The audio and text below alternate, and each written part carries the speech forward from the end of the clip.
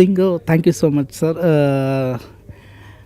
ನನ್ನ ಬದುಕು ಸ್ಟಾರ್ಟ್ ಆಗಿದ್ದೆ ರಿಯಾಲಿಟಿ ಶೋಯಿಂದ. ಮಜಾ ಭಾರತ ಅನ್ನೋ ಒಂದು ರಿಯಾಲಿಟಿ ಶೋಯಿಂದ ನನ್ನ ಜರ್ನಿ ಸ್ಟಾರ್ಟ್ ಆಗಿದ್ದು. ಫಸ್ಟ್ ಸೀಸನಲ್ಲಿ ಕಂಟೆಸ್ಟೆಂಟ್ ಆಗಿದ್ದೆ. ಎಸ್ ನಾರಾಯಣ್ ಸರ್ ಆಗಿರ್ಬೋದು, ಶ್ರುತಿ ಮ್ಯಾಮು ಜಡ್ಜ್ ಆಗಿದ್ದರು. ಸೊ ಅವ್ರ ಜೊತೆ ಅವ್ರ ಎಕ್ಸ್ಪೀರಿಯೆನ್ಸ್ ತೊಗೊಂಡು ಒಂದಿಷ್ಟು ದಿನಗಳ ಕಾಲ ನಾನು ಮಜಾ ಭಾರತ ಮಾಡಿದೆ. ಅಲ್ಲಿ ಒಂದು ಅನುಭವ ಸಿಕ್ತು ನನಗೆ. ಸಿನಿಮಾದಲ್ಲಿ ಕ್ಯಾಮ್ರಾ ಸೆನ್ಸ್ ಆಗಿರ್ಬೋದು, ಮತ್ತೊಂದು ಎಲ್ಲ ಆಯಿತು.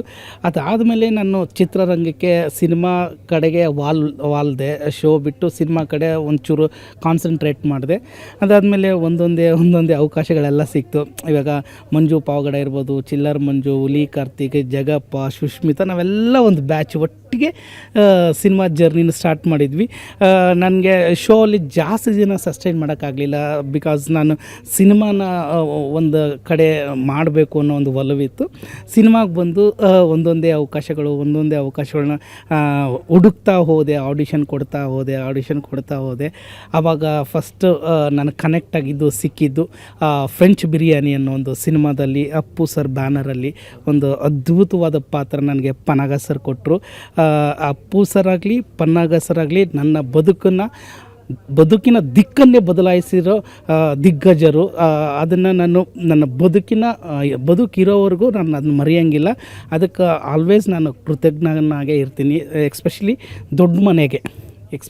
ದೊಡ್ಡ ಮನೆಗೆ ನಾನು ಯಾವತ್ತಿದ್ರೂ ಕೃತಜ್ಞನಾಗಿರ್ತೀನಿ. ಯಾಕಂದರೆ ಇವತ್ತು ಅವರು ಋಣ ನನ್ನ ಮೇಲೆ ತುಂಬ ಇದೆ. ಯಾಕೆಂದರೆ ಇವತ್ತೊಬ್ಬ ಹೊಸ ಪ್ರತಿಭೆ ಬಂದಿದೆ ಅಂದಾಗ ಇಷ್ಟೆಲ್ಲ ಸಪೋರ್ಟ್ ಮಾಡಿ ನನ್ನನ್ನು ಇಲ್ಲಿವರೆಗೂ ತರೋಕ್ಕೆ ಸಹಾಯ ಮಾಡಿದ್ದಾರೆ.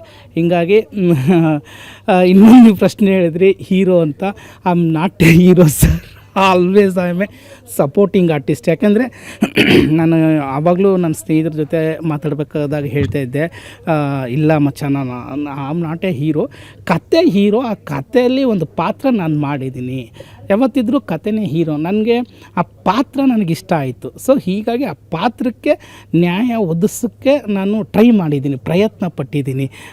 ಆ ಪಾತ್ರ ಒಬ್ಬ ಕಲಾವಿದನಿಗೆ ಕೆಲವೊಂದು ಸರಿ ಅನಿಸುತ್ತೆ, ಈ ಥರದ ಪಾತ್ರಗಳು ಮಾಡಬೇಕು, ಚಾಲೆಂಜಸ್ ಪಾತ್ರಗಳು ಮಾಡಬೇಕು ಅಂತ ಅನಿಸುತ್ತೆ ಅಲ್ವ. ಆ ಪಾತ್ರಕ್ಕೆ ನಾನು ಪ್ರಯತ್ನ ಪಟ್ಟಿದ್ದೀನಿ.